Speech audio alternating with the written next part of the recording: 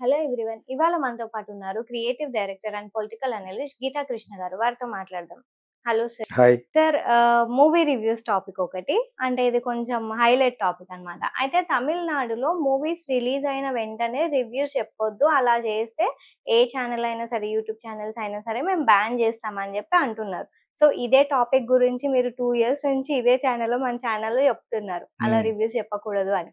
So మన దగ్గర కూడా సేమ్ ఇదే ఇంప్లిమెంట్ చేస్తే ఎలా ఉంటది? అలా చేసే ప్రయత్నాలు ఏమైనా ఉంటాయా? మీ అభిప్రాయం చెప్పండి. యాక్చువల్‌గా ఎప్పుడొచ్చింది ఈ టాపిక్? ఎప్పటినుంచో వస్తుంది. నేను యాక్చువల్‌గా 2, 3 సంవత్సరాల క్రితమే సినిమా ఎలాగుందో చెప్పమని, రివ్యూ చెప్పమని నాకు చాలా ఎక్కువ మనీ ఇచ్చేవారు. త్వరగా కాదు, మీరు ఎలా చెప్తే అలా చెప్పండి అని. డిజిటల్స్ అని ఆ కంపెనీ పేరు కూడా చెప్పాను.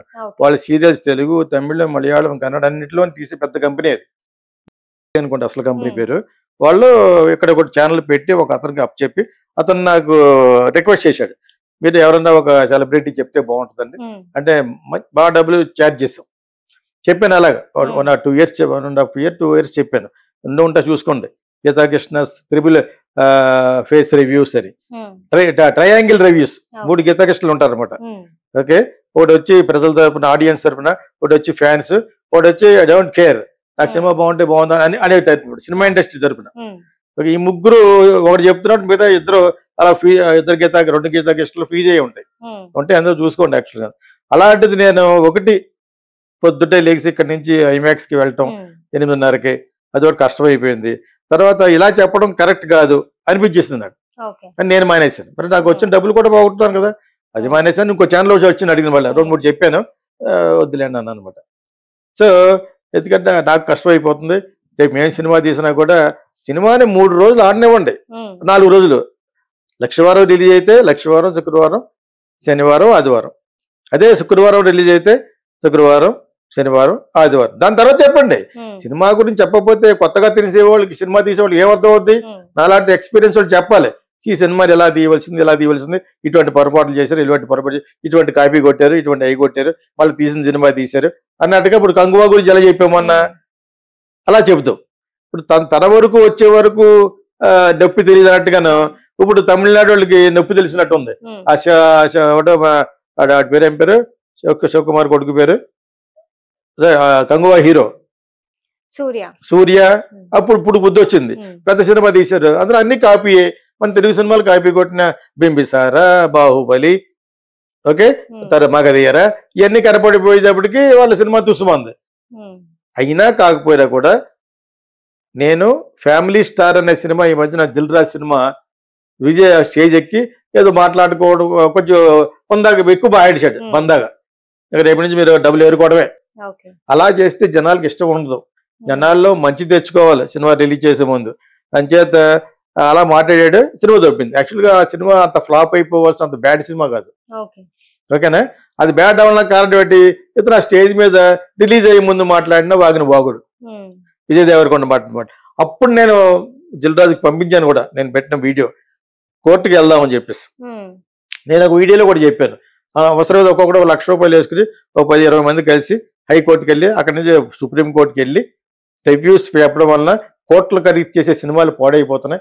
ఈ సినిమా వీడు చూడకుండానే బాగోలేదని చెప్పేస్తున్నారు. ట్రైలర్ మీద వరకు చెప్పొచ్చు, బాగున్నట్టు ఉంది, బాగానే ఉంటుంది, ఇందులో కథ తెలియట్లేదు. ట్రైలర్ వచ్చిన తర్వాత చెప్పొచ్చు. సినిమా రిలీజ్ అయిపోయిన వెంటనే చెప్పేస్తుంటే మిగతా సినిమాలు చూడరు. ఇక్కడైతే అమెరికాలో రివ్యూల మీదే ఎందుకు ఆధారపడతారంటే, $20, $30 ఖర్చు పెట్టాలి, ఫ్యామిలీ వెళ్ళాలంటే అంతే $100 అవుతాయి. అదేవిధంగా మీకు ఊరు ఎదిరిపోద్ది. మనవాళ్ళు మామూలుగా విసిలేట్ వాటర్ కొడుకోరాళ్ళు, వేడియలు కాసేసి పట్టుకుపోతూ ఉంటారు. ఇక్కడ గంట ఇప్పిస్తున్నారు అనుకుంటారు ఎన్ఆర్ఎస్.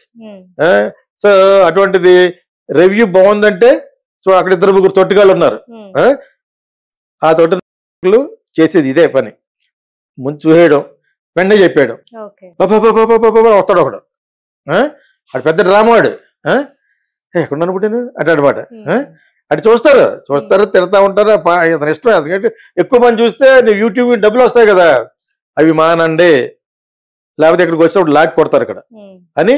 ఆర్ ఇది అథెంటిక్ గా మనకి రైట్ ఉన్నట్టుగా కోర్టుకి వెళ్దాం. కోర్టుకి వెళ్తే 3-4 రోజులు రివ్యూ చెప్పకూడదు. 4 ఎందుకన్నానంటే ఒక్కొక్కసారి అల్లు అర్జున్ స్టార్ట్ చేసేది థర్స్డే రిలీజ్ చేయడం, థర్స్డే, ఫ్రైడే, సాటర్డే సండే ఇందా చెప్పారు కదా తెలుగులోను. అవును. సో అదే విధంగా కొంతమంది ఫ్రైడే రిలీజ్ చేస్తారు, ఫ్రైడే సాటర్డే సండే. మండే వాగండి. వీళ్ళు అసలు థియేటర్ల దగ్గర రాకూడదు, పబ్లిక్ రాకూడదు, ఫోన్లో మాట్లాడుకోండి. అందుకే ఇంట్లో కూర్చొని నేను యూట్యూబ్ చేస్తానంటే యూట్యూబ్లో కూడా మనకు కూడా 3 రోజులు చెప్పకూడదు.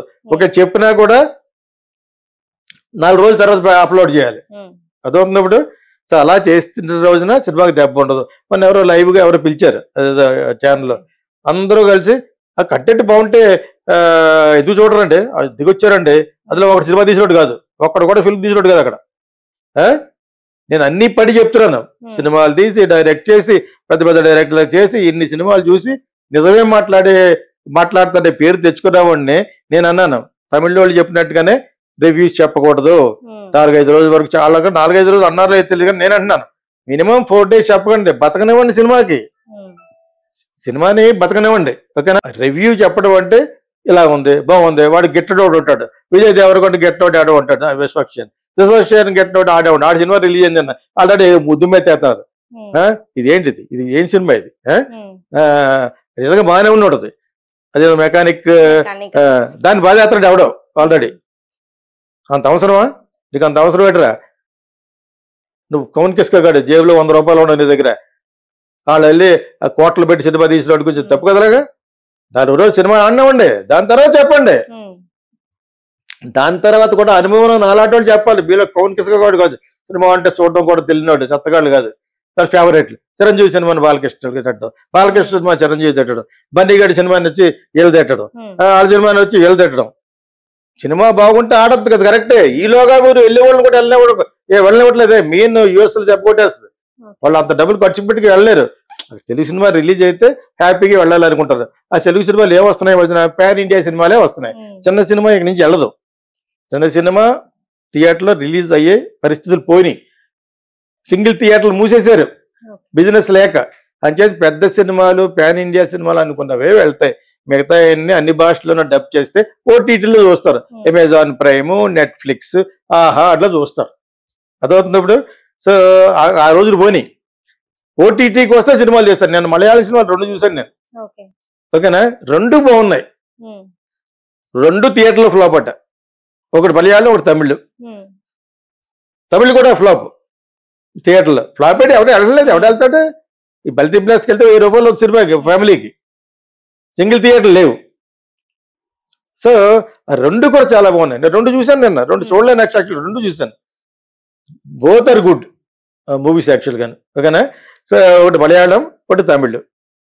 రెండిట్లోనే పాటలు ఉండవు. తమిళ్లో లాస్ట్లో చిన్నది పెట్టాడు, అందమైన పాట, బ్రహ్మాండంగా యాక్ట్ చేసి, బ్రహ్మాండంగా ఉంది సినిమా. మంచి కథ, ఆద్యాంతం ఉత్కంఠతగా ఉంది. అటువంటి ఇంకా ఓటీటీలో చూడాలి. ఇప్పుడు ఓటీటీల కోసం సినిమాలు చూస్తారు, ఓటీటీల కోసం థియేటర్లు కూడా పెట్టేశారని చెప్తున్నాను. నిన్న చెప్పాను ఎవరికో, రాజమండ్రిలో ఓటీటీలో వచ్చే సినిమాని ఆ థియేటర్ బుక్ చేసుకోవచ్చు, 20 మంది పడతారు. అందులో 1000 రూపాయలు దానికి గంటకి. 1000 రూపాయలు గంటకి సినిమా అయిపోదు కదా, మినిమం 3 గంటలు ఉంటుంది, 3000 కట్టాలి. 10 మంది వెళ్తారు. అదైతే ఇప్పుడు హ్యాపీ కూర్చొని చూడొచ్చు. మరి చాలా బాగా కట్టాడు. 2-3 కడుతున్నారు, ఒకటి ఆల్రెడీ రిలీజ్ అయిపోయింది రాజమండ్రిలో. సినిమాలకు ముందు ఉంటారు ఈస్ట్ గోదావరిలో. సో ఓటీటీలో వచ్చే సినిమాలు థియేటర్లో రావట్లేదు కాబట్టి థియేటర్లో కూర్చుని సినిమా చూసే ఫీలింగ్ రావాలంటే అందులో చూసుకోండి అని ఆల్రెడీ థియేటర్లు కట్టేశారు వాళ్ళు. 20 సీటర్లు, 30, రేపొద్దున 100 సీటర్లు కూడా కట్టేస్తారు చిన్న చిన్న థియేటర్లు. అర్థమైనప్పుడు ఇదే టికెట్ అక్కడ పెడతారు, వెళ్తారు. మల్టీప్లెక్స్ కనుక తక్కువ పెడితే వెళ్తారు. మల్టీప్లెక్స్ 250 ఉందనుకోండి, 150 పెడితే వెళ్తారు. ఓటీటీలో రాని మరి ఇక్కడ బయట రిలీజ్ అవ్వవు కాబట్టి, అవటానికి నోచుకుంటలేదు కాబట్టి. సో రివ్యూలు చెప్పడం అనేది తప్పున్నరా. నేను ముందు నుంచి చెప్తున్నాను.